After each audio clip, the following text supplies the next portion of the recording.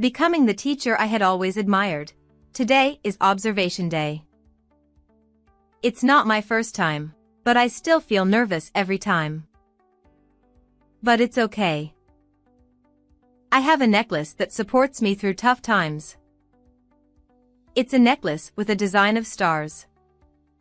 The only one of its kind in the world, given to me by someone special. Today, I put on the necklace and headed to school.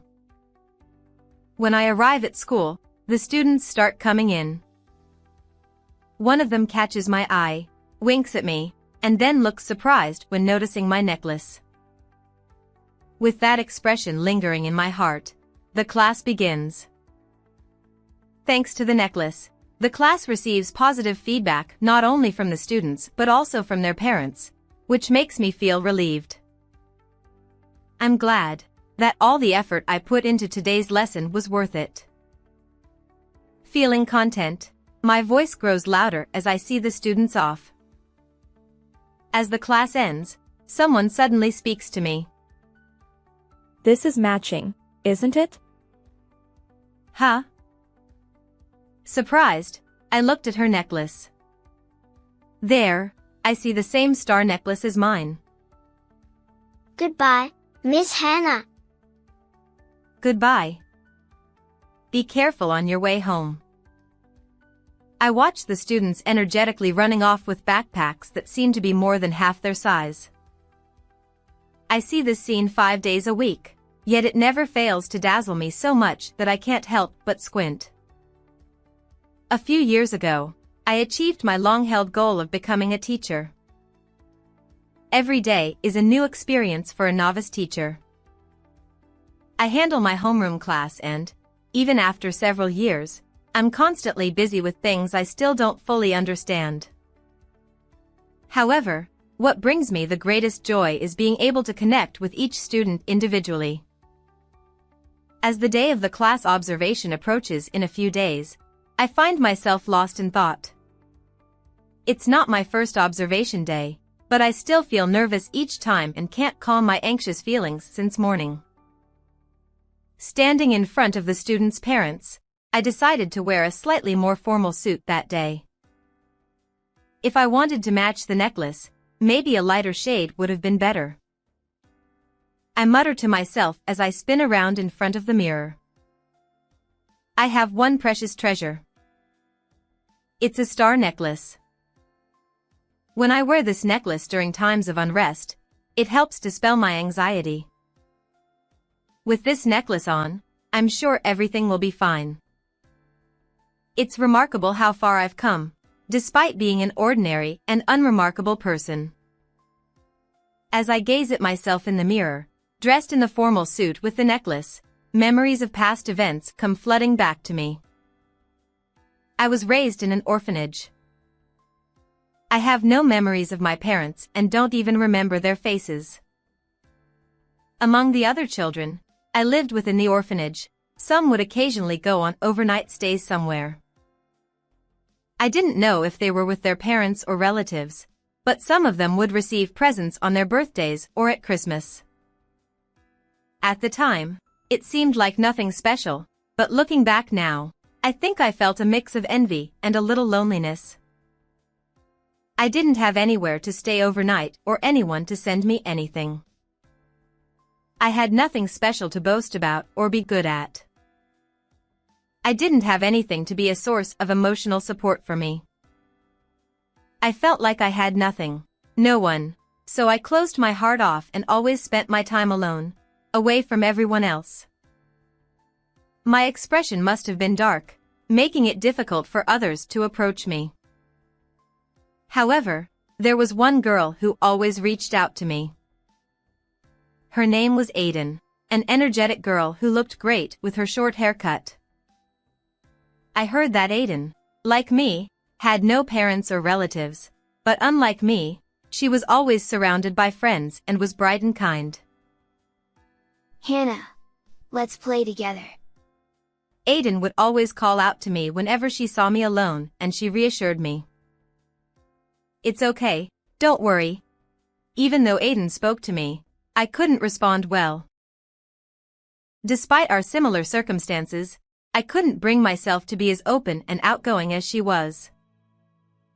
Nevertheless, Aiden never seemed bothered by this and continued to talk to me many times. It didn't take long for me to open up to her. As I started playing with her, I was able to find my place in the life of the orphanage. She shared everything with me, her joys, her sorrows, and I felt my true emotions coming back to me. She even shared her precious things with me. You know, I have something I want to give you, but it's a secret from everyone else. With those words, she led me out to the orphanage's backyard. This is my treasure. I want to give it to you. She reached out her hand, and when I opened mine, there was a star bead stone resting there. It was something she cherished. It might have looked like a simple star-shaped bead, but I knew that Aiden, who loved beautiful things, treasured it. Under the bright summer sun, sparkling, I gazed at it intently and asked, "Why are you giving me something so precious to you? Are you sure I can have it?" She hesitated for a moment, then looked at my face and said, You know, Hannah, they found someone to be my foster parent. I'll be leaving the facility before you. I was speechless at this sudden news. Are you going to a foster family? I won't be able to live with Aiden anymore. Will I be alone again? Those thoughts raced through my mind in less than a second. I must have had a stiff expression on my face. While she was looking at my face like that, she continued, If I'm gone, you might get lonely. She took my hand and placed the star-shaped beads in it. So, I'm giving you my treasure. Because it's me. Since I'm always with you, Hannah, you'll be okay. Stay strong. I held on to the star-shaped beads while crying. My body trembled at the thought of someone caring so much about me in this world. And my body trembled at the thought of losing such a caring best friend. I wanted to accept her kind feelings. I strongly felt that I had to accept them and do my best. For the first time, I felt an overflowing trust in my heart, and I couldn't stop crying. Thank you, I'll be okay knowing this feeling. Aiden, thank you, thank you. Be happy. I repeated those words over and over again as I cried. I remember her also nodding and smiling through her tears. After a while, Aiden journeyed from the orphanage to her foster home. It was a refreshing autumn day, yet my heart felt as if a chilly wind was blowing through it.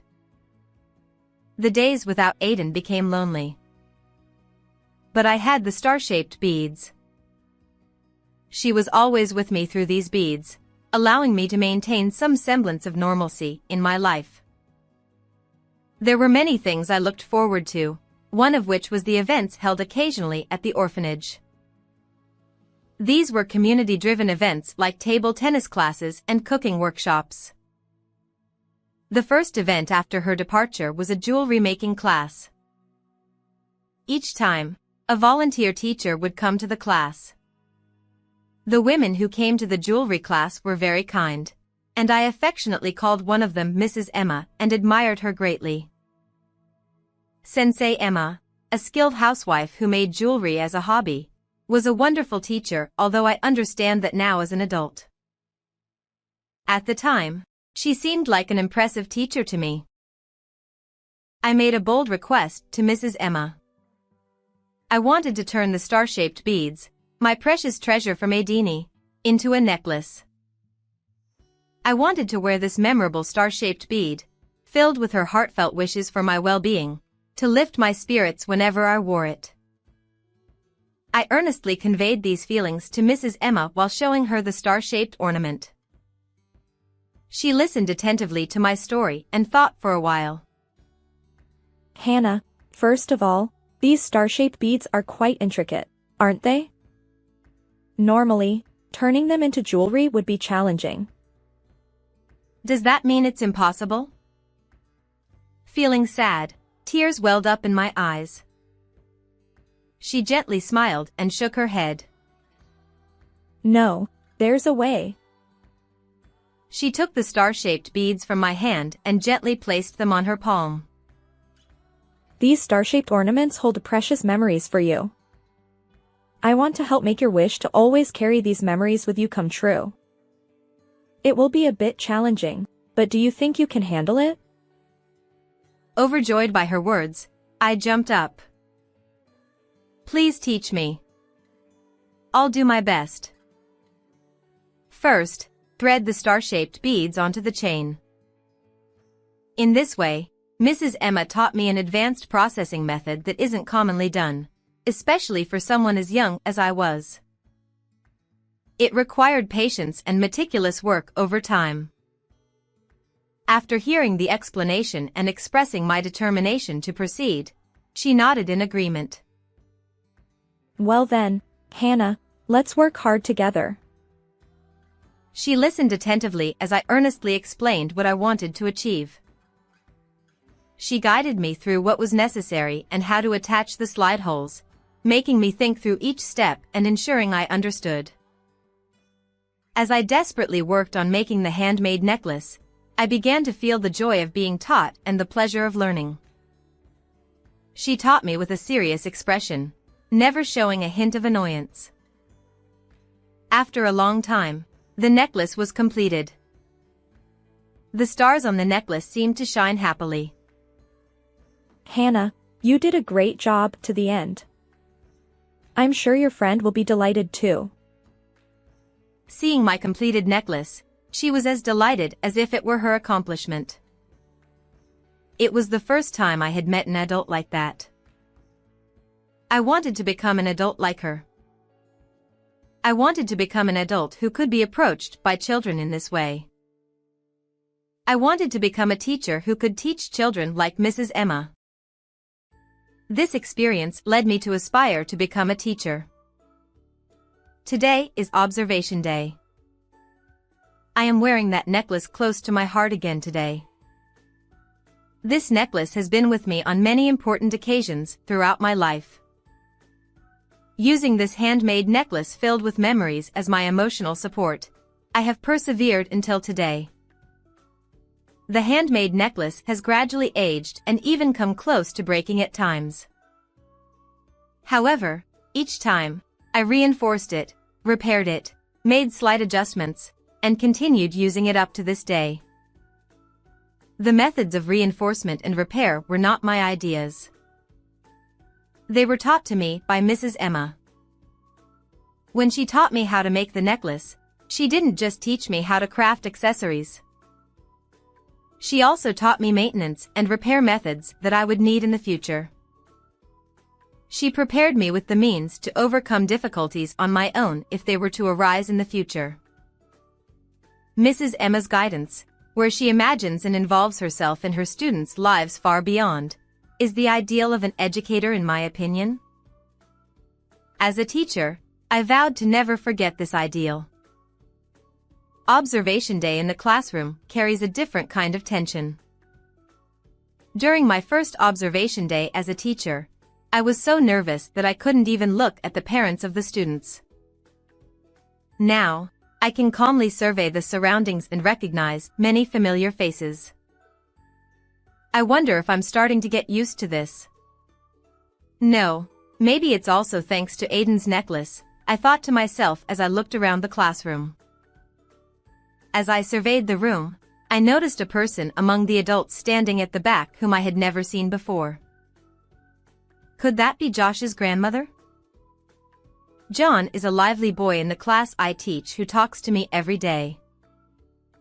I remembered something he had said recently. Hey, you know what? My grandma is coming to the next class observation. Mom and Dad couldn't come because they had to work, and I was feeling lonely, but since Grandma is coming, I'm going to do my best. He often shares what happens at home with me. My grandma is looking forward to meeting the teacher I always talk about. Come to think of it, he had mentioned something like that.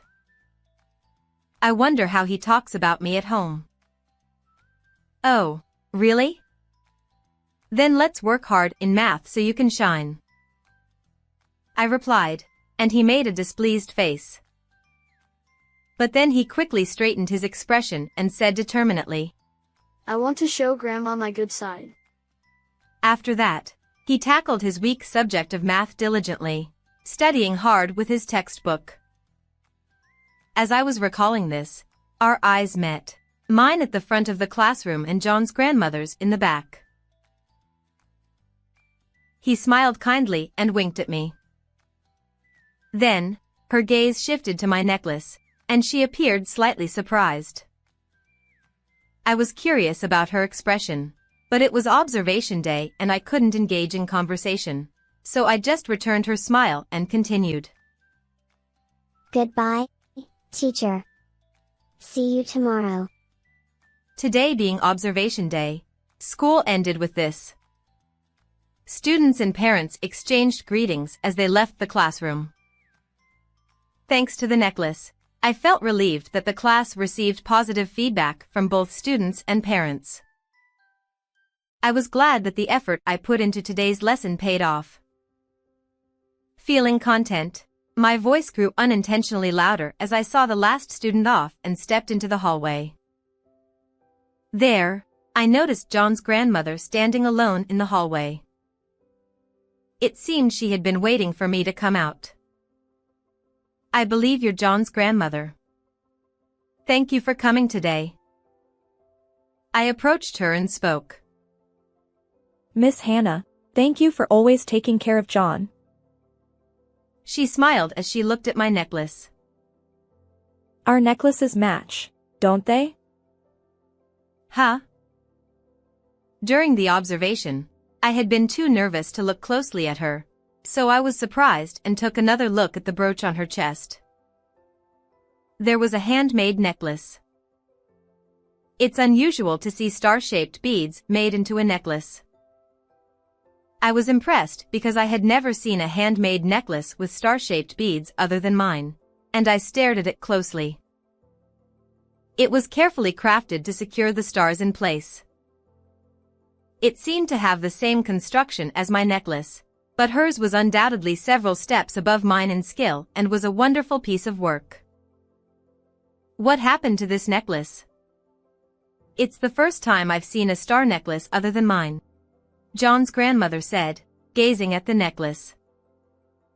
For some reason, her voice was soothing, with a softness that felt familiar. This necklace is made from memories with my best friend's family, turned into jewelry. She explained. Did you make it yourself?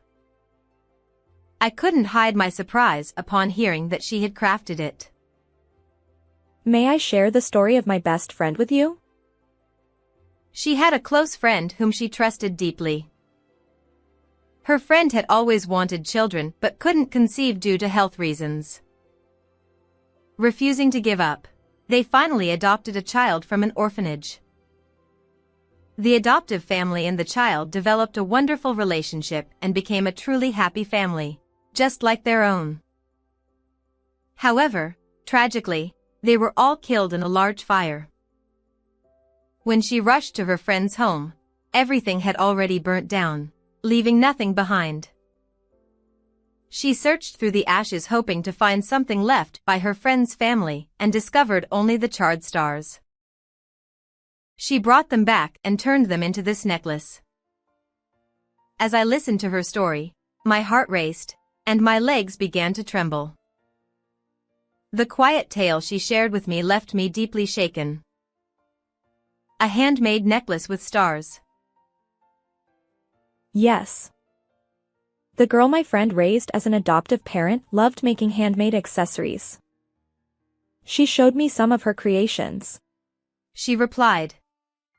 Aiden. At the certainty in my voice, she looked up. With trembling lips, I told her about Aiden, about how I grew up in an orphanage, and about the beautiful star ornament that she cherished. I explained how I had relied on that star ornament she gave me to keep going. Was she gone? The shock was overwhelming for me, who had always hoped to meet her somewhere again someday. Unable to contain myself, tears overflowed from my eyes. It must be her. This necklace. It's handmade. I learned from a volunteer teacher. Suddenly, I looked at the necklace of the woman in front of me. Could it be Mrs. Emma? It was indeed her. I realized that John's grandmother was Mrs. Emma. Strangely, despite not noticing until now, her gentle voice and direct gaze remained unchanged. Hannah. You're still the same Hannah from back then, she said, also shedding tears. Your friend's adopted child was indeed named Aiden. The place where Aiden went as an adopted child was Emma's friend's home. I once again realized that Aiden was no longer in this world. Mrs. Emma said that the memento from her friend's family was only the star-shaped beads that Aiden cherished. The necklace around my neck also became the sole memento of Aiden. Aiden's stars, always supporting me, even today. Yet, she was no longer in this world. I couldn't believe it, and I didn't want to believe it. Tears uncontrollably overflowed from my eyes, unable to stop. Mrs. Emma gently wiped my tears with a handkerchief and said, Hannah. I, too, was deeply saddened by the loss of my friend's family, and my heart was almost broken. But at that time, there was something that supported me. Saying this, she wiped my tears and then held my hands with both of hers. Hannah, it was you. Your presence supported me. I was surprised, staring at her face. My tears stopped with surprise, and the last drop trickled down my cheek. Why was I, who had only learned accessory making from her years ago, supporting her? She looked into the distance for a moment and then spoke about that time. She and her friend had been close since they were young, discussing things like wanting children and deciding to adopt. Even after Aiden came to her friend's family, they continued to consult with each other. They rejoiced together in the days when her friend raised Aiden with love like her own child and built a happy family. For Mrs. Emma, who had witnessed her friend's efforts and happiness, accepting the loss of her friend's family was unbearable, leading to days of despair. At such times, I remembered Hannah, whom I met at the accessory making class at the children's facility as a volunteer. I appealed to her that day, expressing my desire to always be with the star-shaped beads, my one precious memory, which I had while living in the orphanage. Remembering your earnest attempt to challenge the difficult task of processing accessories and your determination to be with your precious memories, Mrs. Emma said, turning her gaze towards me, her eyes full of tears as she smiled. Remembering your earnest efforts, I was able to overcome the separation from my friend, she said, recalling each word I had appealed to her. She mentioned that she felt the same desire to preserve cherished memories, whether or not the star-shaped beads I had and the ones she found were from the same owner. Afterward, she carefully polished the star-shaped beads she found in the burnt ruins and painstakingly crafted them into a necklace over time. Just like me, with the single-minded desire to always be with the memories of her friend. She also mentioned that during difficult times, she wore the star necklace. It seems that she had been living with the help of the star necklace throughout her life. I was greatly surprised to realize that I had continued to exist within Mrs. Emma. The day I met Mrs. Emma was a special day for me, marking the beginning of my goal to become a teacher and the day she became the ideal teacher in my heart. I believe she was the first trustworthy adult for me, someone I could rely on as a child without parents. The encounter with her, guided by Aiden and her memories, has continued to support me throughout my life. Mrs. Emma, it's the other way around. It's been me who's been supported by you. I couldn't contain my overflowing emotions and grabbed her hand, shouting, Hannah. I shared with her all the feelings I had for her from the day we made the necklace together, along with everything that happened until I became a teacher. The events of that day have been the support for your life. She had a very surprised expression. We realized that our mutual existence had supported each other. Mrs. Emma closed her eyes for a moment, took a small deep breath, and then slowly looked at my face. She reached out and gently touched my necklace. Aiden gave you these star-shaped beads so that you wouldn't just stay sad, Hannah, but keep moving forward, she said softly. Then she let go of my necklace and gently touched the necklace around her neck. Aiden wanted me to keep moving forward too, not just stay in sorrow. That's why she left this star pendant in the ashes of the fire, for me, in place of my friend, she explained. We both gazed at our respective necklaces. Because of Aiden's star-shaped beads, I met you and have been living my life to the fullest. Mrs. Emma, it's thanks to Aiden's beads that you remembered me too. It's all thanks to Aiden. I'm sure Aiden would say, I'm just here with you, and that you succeeded because of your efforts, Hannah. I think that's what she'd say, she reflected. I shook my head, feeling as if Aiden had indeed spoken to me, and I felt a little happy. We looked at each other and then chuckled softly together. John always talked about you, Hannah. He thought you were a good teacher, so he was looking forward to today's observation day. Thank you for always being there for him. No, I'm always worried if I'm doing teacher-like things properly. But if he thinks I'm a good teacher, it's because I'm imitating you, Mrs. Emma. Once again, we locked eyes and chuckled softly together. She narrowed her eyes, now with a few more wrinkles than in my memory, and smiled with the same unchanged face. The hallway had gradually emptied of people and became quiet. Mrs. Emma and I walked out of the school building side by side. Outside, the bright afternoon light was shining. A pleasant breeze gently blew around us. The sky was clear blue with scattered white clouds. Hannah, I was truly happy to know that you're working hard as a teacher. I felt supported by the little you from that day, but now I feel like I'm being supported by you of today, she said, stopping and looking straight at me. Mrs. Emma, you have been and will always be the ideal teacher for me. Thank you for showing me the way forward. She then stepped forward and put her arm around my shoulder. I reciprocated by gently hugging her back. I'll see you at the school gate. We then parted and walked side by side towards the school gate. Suddenly, Mrs. Emma stopped and looked up at the sky. You know, above that sky, there's Aiden and her family. I also looked up at the sky. I still can't believe that Aiden is no longer in this world, and it's truly sad. But that's only because I didn't know. Even when Aiden was alive and even after her physical presence left this world, she was always supporting me. That's the incredible power of her feelings and memories, which remain unwavering no matter what. What an amazing strength. Moreover, the fact that she has been supporting me unknowingly supported Mrs. Emma as well. Just how powerful is that? Aiden is truly incredible. I believe that Aiden will continue to watch over me, and so will her dear family member.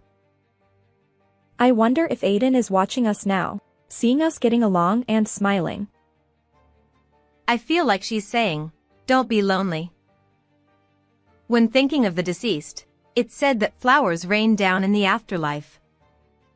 I wonder if right now, There's a downpour of flowers where they are. I hope so. Thank you, Aiden. I'll keep doing my best from now on. It's going to be okay. As we looked up at the sky, out-of-season cherry blossoms rained down on us, and our necklaces sparkled brightly. How did you find this story? Please remember to subscribe to the channel. Well then, let's meet again in the next video.